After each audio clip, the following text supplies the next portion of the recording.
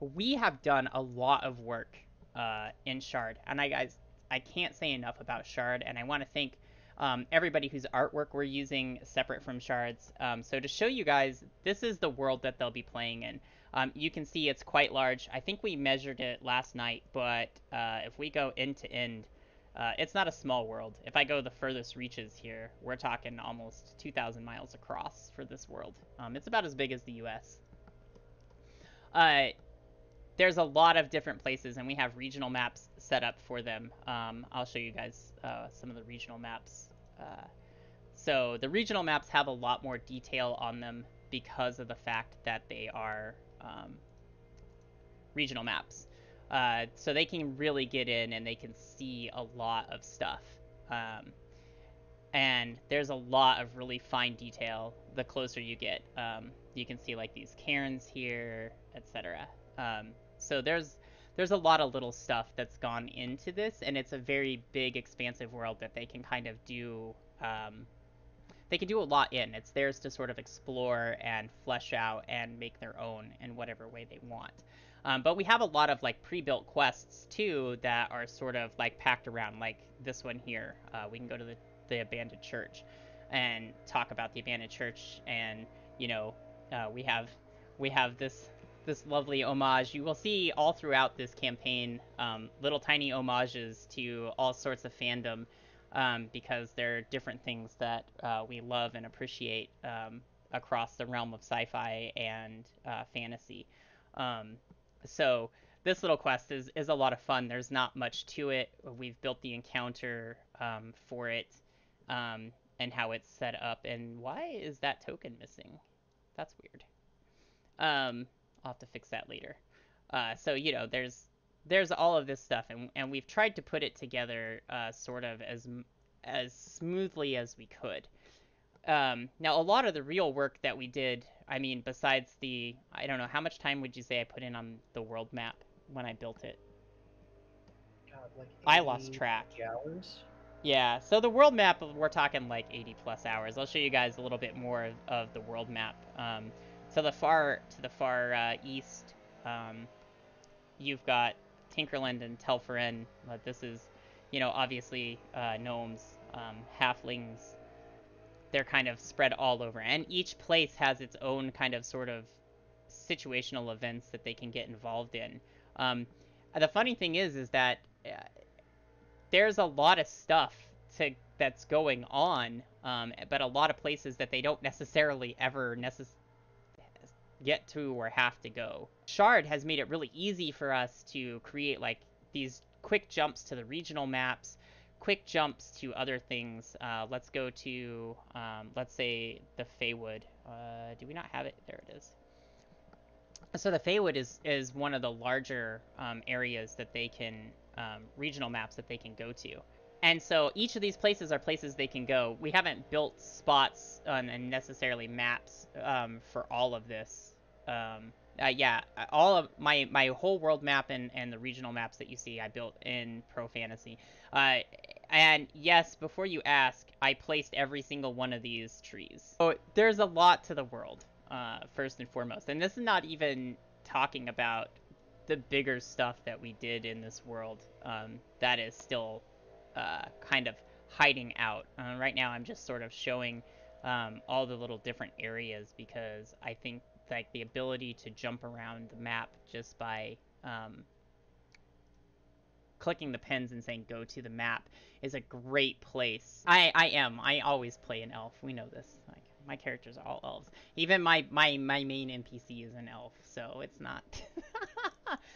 So, you know, there's just all these areas, and I love each and every one. And the funny thing is like there's lots of stuff that's placed on the maps too that like might not necessarily be known in the world, but I had to put it down so that I remembered that it was there, because I built such a huge world and I didn't know how I was going to possibly keep track of all of the things that I put in it. Thankfully, Valkyr stepped in to help kind of alleviate some of that stress for me. I would be lost without Valkyr at this moment in time, because I've done so much with this world, and done a ridiculous amount of of planning and lore building. Um, the I'm proud of it. I can say that much. In honesty, I'm very proud of um, where the world is at. Um, Yes, it's good hey! to have Darren here, and he's telling you how to collapse the panel. Oh, I see it. Yeah. That one right there. Awesome. Thanks, Darren. So yeah, so there's a lot to this world. It's a very, very big world. But some of the cooler stuff that we have done, honestly, some of the best stuff that we have done in Shard has been what it, Shard has allowed us. You can see all the books I have tagged. These are all like personal story quests that are going on, bigger quests in the world, like this one. And then stuff about specific areas. Right now, this areas that have the most stuff written for them are the areas that they're going to be starting in tonight and be working with like the first few sessions that we kind of have for the campaign to go on.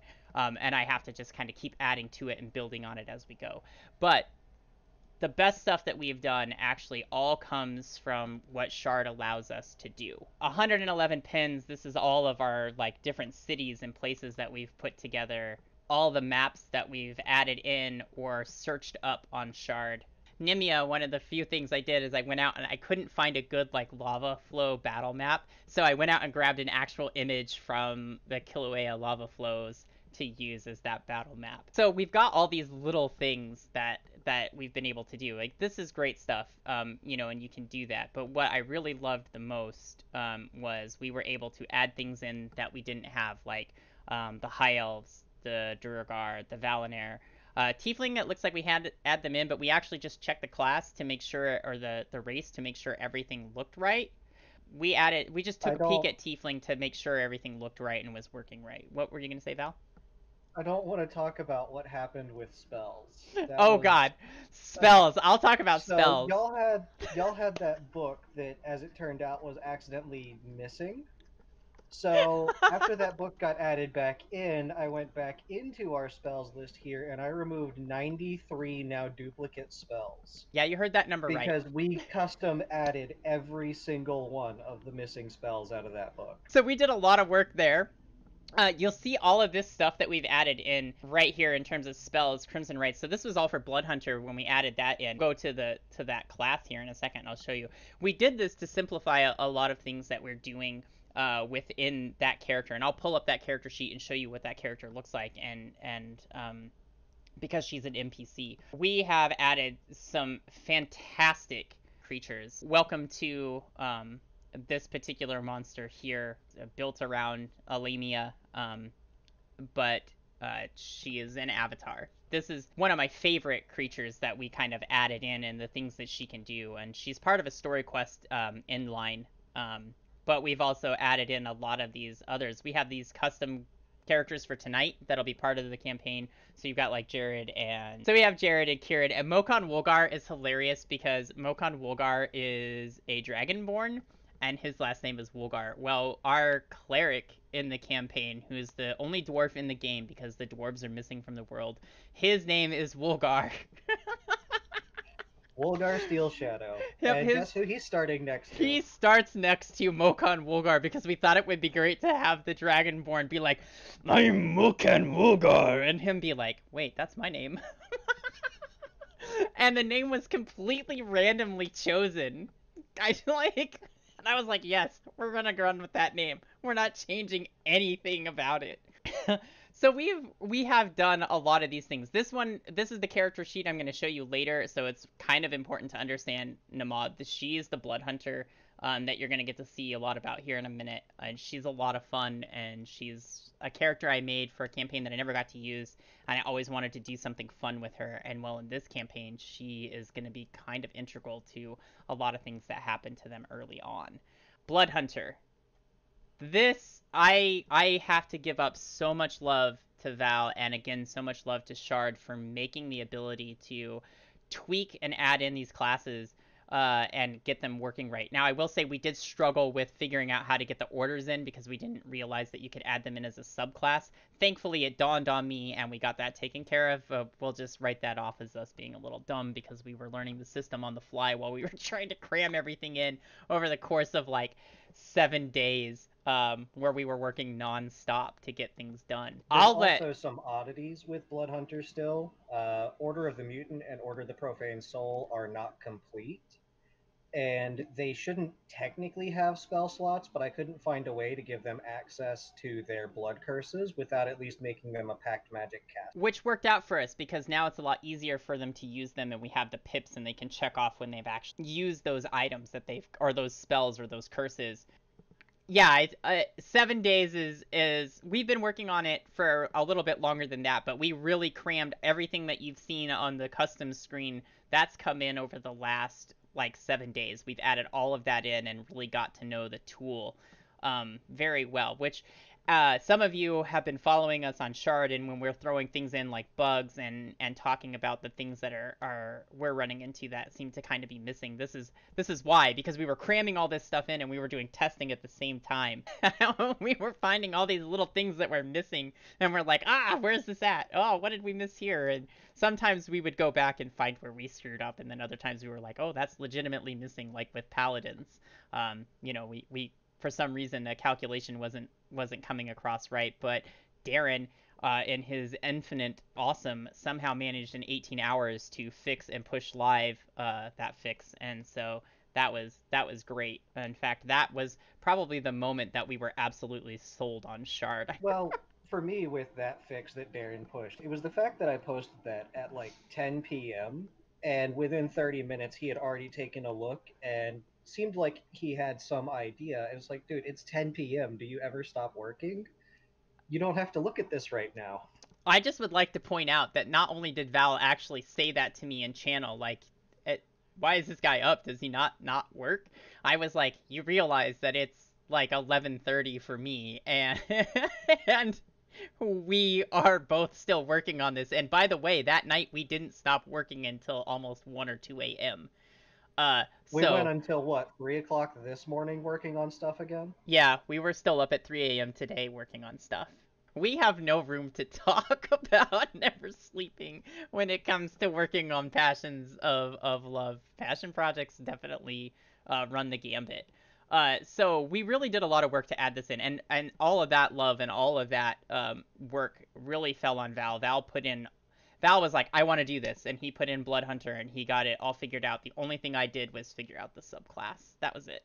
And I'll I show will you. admit Go ahead. I will admit as well, I've had to give Blood Hunter 3 separate passes because there was the initial pass just putting it in where I literally templated it off of Fighter and I had so much stuff that was completely broken. There was the second pass once I actually understood a lot more of the systems where I got everything fixed.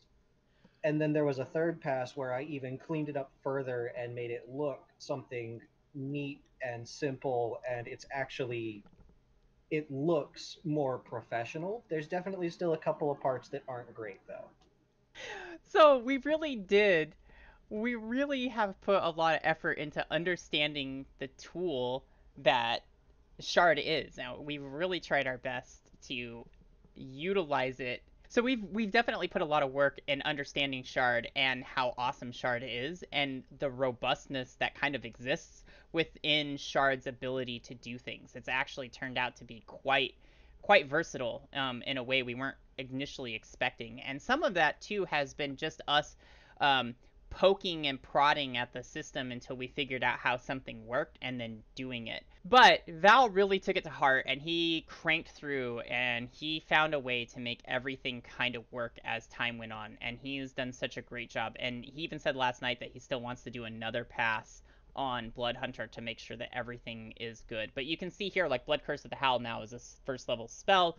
But we did all that to make those things accessible and easy. And I will switch over to a character sheet and show you what we mean. Let's go ahead and let's drop Nama into the campaign. And let's go to our favorite battle map that we use anytime we want to do battles. Oh, hey, look, it's I'm so actually... tired of this map. We really are. This is the map that we come to for everything when we want to do battle tests. Don't ask me why. It just is. I just want to say, like, right now, when we were messing around in here last night and we went to move something and found this, we were ecstatic. You have no idea, because we had really wanted this to be live before we went live tonight. We were really hoping it would be here. And this is beautiful. This is the only thing we notice is diagonals have an interesting calculation. By the way, guys, loved Ad Condition. It's such a great piece. Nama is really her own best friend, worst enemy. Um, so she is the Blood Hunter. She belongs to the Order of Lycan. So one of the things I want to show you guys that we Oh added, no, I haven't added them. I'm just gonna run this over to Vivi.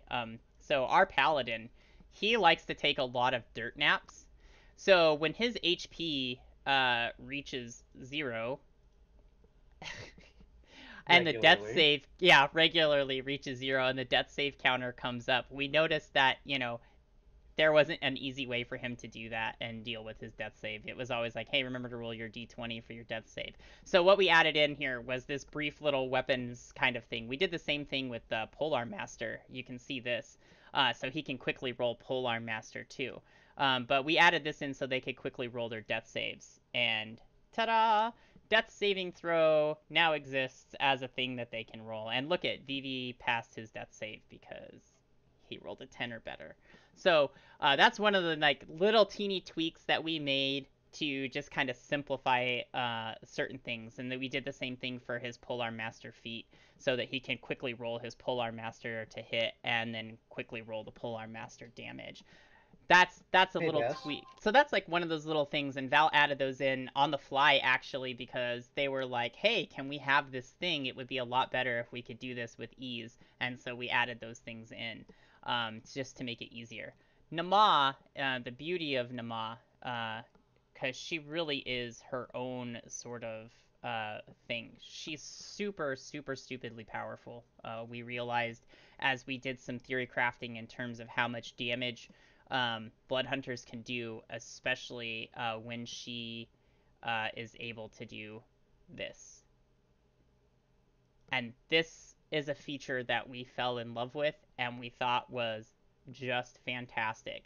When we realized that we could do this in this way, it changed the whole concept of how we were building the class and how we wanted Blood Hunter to come into play in the campaign. You guys saw that book earlier titled Village of the Wares. That has to do with another character called Guthric and Nama, and a big, huge quest that they're involved in, that they're the NPCs for. It's not something that anybody's going to encounter right away. It's probably going to be 5 or 6 sessions before they even meet Guthric. At least 3 before they meet Nama for the very first time. But, this ability, having this functionality was great because we shifted over to her entire shape change character sheet now and everything that she can do as a werewolf and everything that she gets. And, revert shape is right back. Ta-da! And we loved that. This is my brief little sneak peek at the ridiculousness of our campaign and what we've done and what we've tried to kind of bring about and what Shard has let us bring about. I could not have asked for a better tool. This is Guthric, by the way. He's the other shapeshifter. Guthric is a paladin. Basically, we were just able to do so much, and we were able to make everything so useful to us and tweak it to fit what we needed it to do, that the more we worked in Shard itself and the more we were able to use the tool, the more we were like, this is amazing. What they've done is great, and we have literally... It's why we got so involved on the Shard server and why we started talking about all the things we'd like to see and all of the little bugs that we found here and there, even though sometimes we really feel like we've probably annoyed Darren to no end. But at the end of the day, the thing that really just killed us was just how versatile Shard ultimately was. because we weren't really sure in the beginning. We were like, oh yeah, there's all these stuff we can do. We can go in and add things in, and we can make spells, and we can do all of this. But we didn't realize how much we could actually do until we started doing it. And then, as you guys can see from just this screen alone, we kind of went ham. Like, we really, like, once we realized what we could do, we were like, oh hell, it's on. And we went to town. And the more we figured out with each iteration that we played with things and found things, like I remember the day I found the pin feature and how the pin feature worked, and being able to set encounters. Val was at work and I'm sitting here because I work from home, so I was sitting here and I was like, you won't believe what I just found out. I just found out how pins work and what I can do and how I can link it to books and how I can make it. And like, that was that. Like, and the first place we started with that actually was the abandoned church line quest, is where I really first started playing with that feature. And now I've got it, case in point, I'll show you really quickly, because it's everywhere now. So now we have stuff like linked up everywhere. And I'm going to have to go back and reset all my fog later. Because Val's going to be like, you cleared out all that fog and you didn't put it back. So like today I've just been working on these little bits, right? Like, so they can come here. Oops, didn't mean to do that. And then, it brings them to wherever they need to be.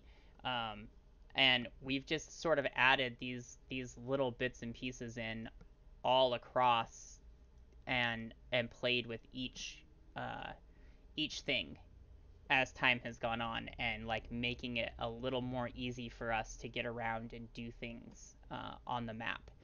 And it's a feature I love about Shard, because I can quickly flip between places, and it's not like hunting and pecking to find the map I want to load and doing this and that. I've got a quick link to it that's just like, snap, there you are. So it's been great. I know I keep saying that, but yeah, it would. I try to remember kind of where they line up on the book pin, but I don't always remember. Obviously, I do that all the time, and I still need to add like back pins really quickly to jump back. But it's one of those things, like, it was just so nice to be able to add in and have these quick little bits to jump to. Like, I can jump right to this point, and this map, whoops, I knew it wasn't the top one. This map exists for the castle, even though it's going to take it a hot minute. This is a kind of a big map. We didn't have time, obviously, just because I would still be building maps next year, and this campaign still would not have started if I was doing it my way.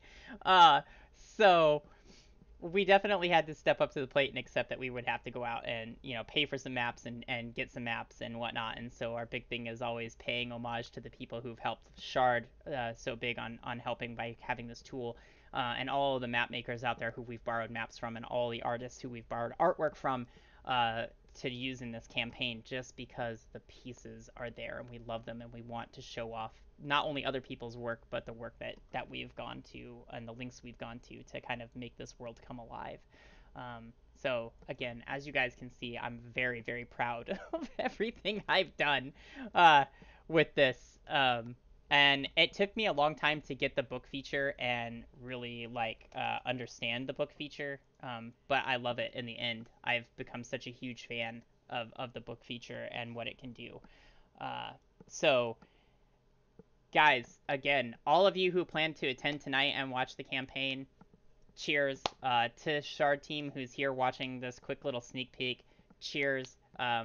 I'm really glad that you guys took the time to code such a great tool, honestly. I couldn't say that enough, because just having access to something that makes a virtual tabletop so smooth is great. I hope you guys, if you followed the campaign and you watch when we play weekly on Fridays, I hope that you get to enjoy this world as much as I have enjoyed building this world. I have put a stupid amount of time and effort into it, and the lore, and there's so much happening. At some levels, it's almost overwhelming. but at other levels, it's a living, breathing world that has real consequences, and all of their actions matter. All of their actions count, and so I can't wait to see what they do. I really can't, because it's gonna make for just a great time with the 6 players I've got. So I'm super excited. I look forward to seeing all of you guys tonight at 9 p.m. Eastern if you show up to watch. Just remember, if you're watching my stream and you're watching my players' streams, please don't share cross information. Because I don't want anything spoiled for them. I know you guys won't, but as gotta throw that little disclaimer out there. Anyways, guys, thank you everybody for the support, for showing up, for looking at it. Thank you everybody who did hard work to make something like this a possibility in such a smooth fashion. I couldn't thank you guys enough for that. Awesome, guys. I hope that you all enjoyed this quick sneak peek of the world of Lier for tonight, and I will